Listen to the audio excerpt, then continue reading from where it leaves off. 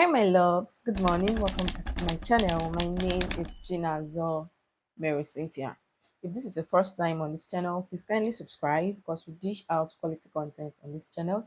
And if you are a returning subscriber, thank you so much for coming back to watch my videos. Today's video is going to be about how to build an effective skincare routine.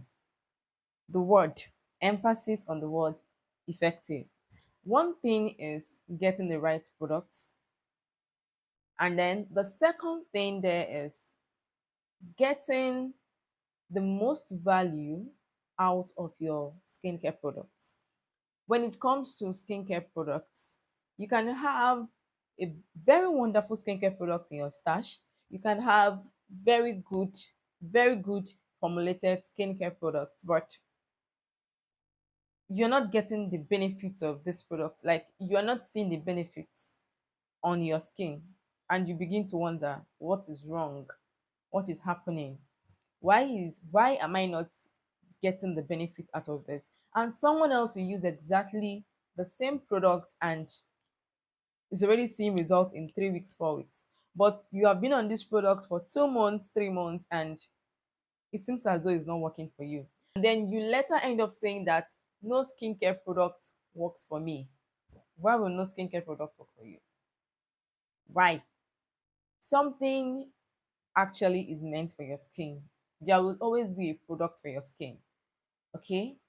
Maybe the issue is from the way you have built your routine. Yes. Because there are some certain products that should not be together in the same routine.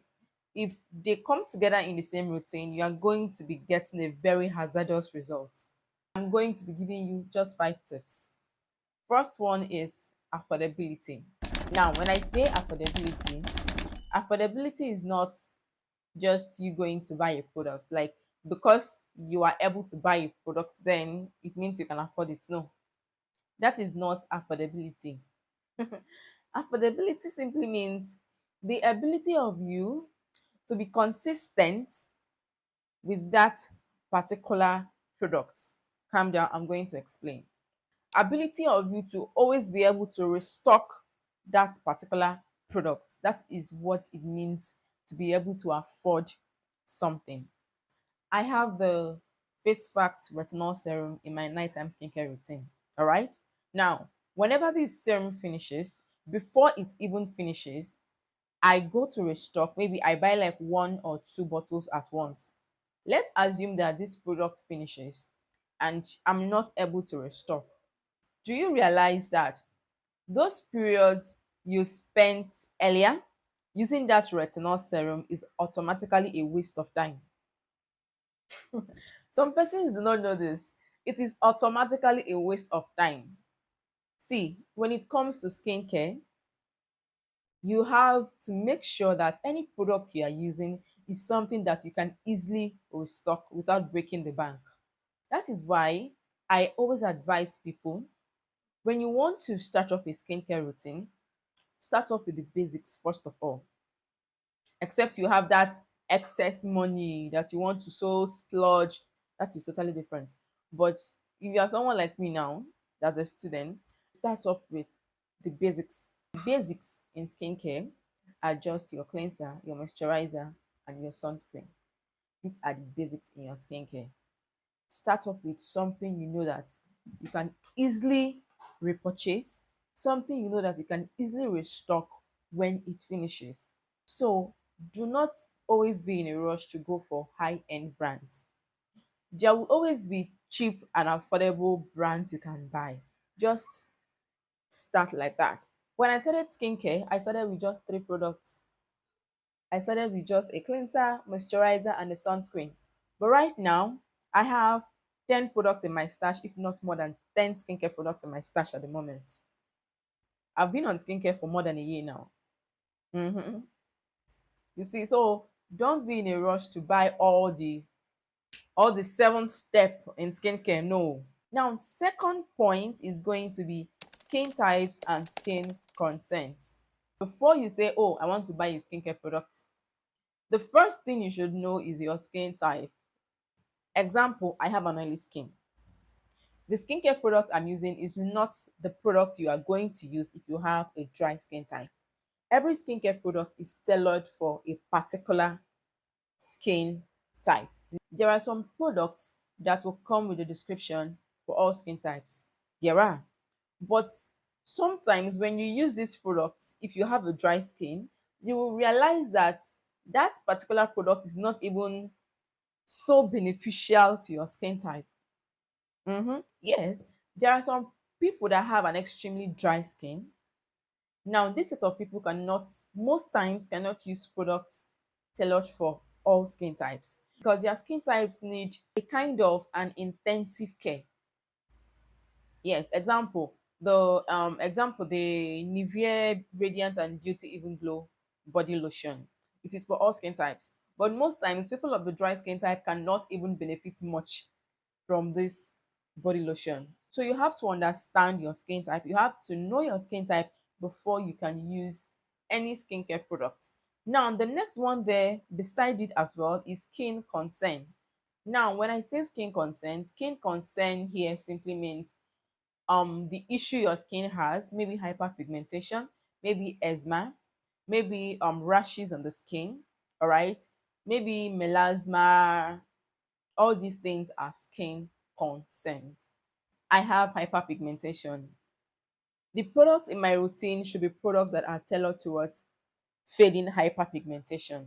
That is why it is good to have a knowledge, even if you do not want to have that vast knowledge in skincare. At least know the basics. At least know an ingredient that is supposed to give you hydration. Know an ingredient that is supposed to prevent your sun from UV rays. When you are buying your skincare product, always be checking out the ingredient list. That's why whenever I recommend any product, I try to let you know about the ingredient list so that in case you do not find that brand, you can find another brand that will still serve the same purpose. The third point I am going to be giving you is introduce one product at a time. You can't be jam packing product in your routine. Only you is using kojic acid, only you is using hydroquinone, the same you is using tranexamic acid. When I come to your routine, I will see salicylic acid, I'll see glycolic acid, I'll see kojic acid, hydroquinone. What are you doing? What are you bombarding your skin with? You are bombarding your skin with a lot, which even doesn't make sense. It doesn't make sense. Why would you have 3 or 4 products in your routine are tackling the same issue? Why? Why are you having glycolic acid in your routine? Salicylic acid is in your routine. Lactic acid. Why? It does not make any sense, honestly. The reason I said you should know your skin type, because if you know your skin type, I do not understand why glycolic acid should be in your routine. Salicylic acid is there, lactic acid is there. You're just bombarding your skin barrier with a lot, which does not make any sense because you are going to suffer the consequences later. Now, if you want to have an effective skincare routine, introduce one product at a time. Example, kojic acid. Now, kojic acid helps to fade your hyperpigmentation, right? Good. Now, if you want to fade your hyperpigmentation, there are so many ingredients that are used to fade hyperpigmentation. We have kojic acid, we have alpha arbutin, we have tranexamic acid, right? These ingredients help you to fade hyperpigmentation. Now, let's assume that you want to fade your hyperpigmentation and you decide to introduce alpha arbutin in your routine. Now, you have to give this alpha arbutin at least 4 weeks to prove itself before you can say, oh, okay, alpha arbutin is not working for me. My skin is not responding. Let me make an adjustment. Let me introduce kojic acid instead. Do you understand it now?